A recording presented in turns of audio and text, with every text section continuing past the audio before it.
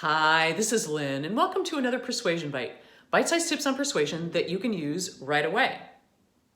It's that season again, isn't it? Where more organizations announce layoffs than ever before. According to Zippia, the statistics are that 12.6% of all layoffs that are announced are done in December, followed in January by 12.1%. All of us have to give bad news. But what can we learn from organizations that are doing big bad news announcements? And I think we can take away 3 don'ts and a do. So this time we are going to focus on an announcement recently made by the CEO of Spotify, Daniel Ek, which takes us to our first don't. Don't bury the lead. In the email that Ek sent to all of the employees at Spotify, the subject line was update. And then you had to read 2 paragraphs down. The first paragraph covered all the wonderful things we've been doing since 2020. And it was at the bottom of the second paragraph where he announced, and now because of cost efficiencies, we're going to lay off 17% of our employees. You know, when you have bad news, mention it up front. Oh, and frankly, it takes after paragraph 6 for Ek to get to, here's what's going to happen with the people who are being let go. And that was after paragraph number 5, a 222-word paragraph on all the great stuff that Spotify has been up to. Don't pretend the bad stuff isn't happening by sticking it farther down. Don't number 2. Don't use weasel words. Weasel words are corporate speak that are trying to make the truth sound less awful. And Ek is using all kinds of terms you're going to be familiar with. The first one is headcount reduction. Just say you're laying off people. Because let's face it, those heads are attached to bodies that are no longer going to be getting paychecks at your organization.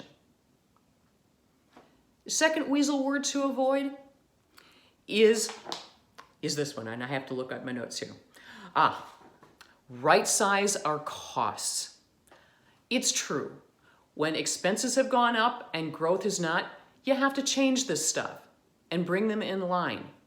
But doesn't right size imply that the people who are letting go were the wrong size? And speaking of those people, in Ek's note, they are called impacted employees. Okay, I have to admit. All right, doesn't that sound gentler and more vague than these are the people we're letting go? Just speak the truth and be straightforward. And here's my personal favorite. It is strategic reorientation. And as if that term isn't bad enough, here's the paragraph you'll find it in. Let me read it to you. Embracing this leaner structure will also allow us to invest our profits more strategically back into the business. With a more targeted approach, every investment and initiative becomes more impactful, offering greater opportunities for success. This is not a step back. It is a strategic reorientation.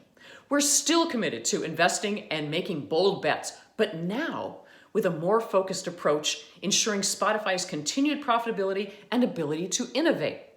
Lean doesn't mean small ambitions. It means smarter, more impactful paths to achieve them.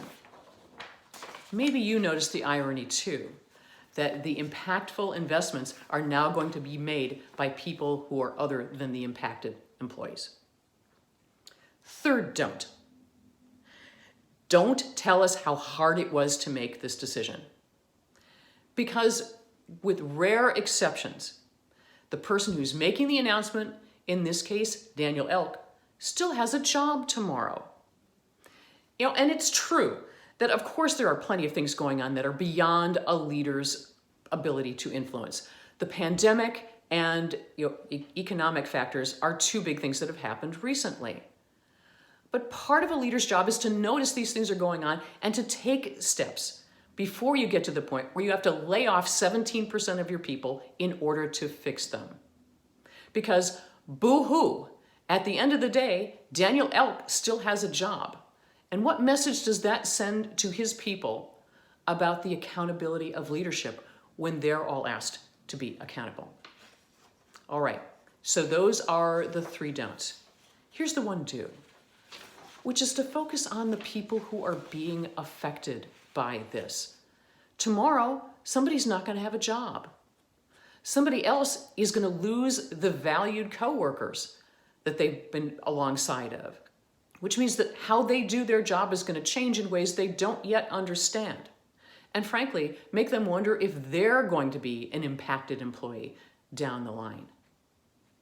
So we need to pay attention to their needs and avoid being cagey about where we announce bad news, using weasel words to make it sound softer, and asking people to feel sorry for ourselves because we're making the hard decision. Because here's the truth. Research indicates that when you have bad news and you deliver it straightforwardly and with care, people who leave an organization feel better about that company.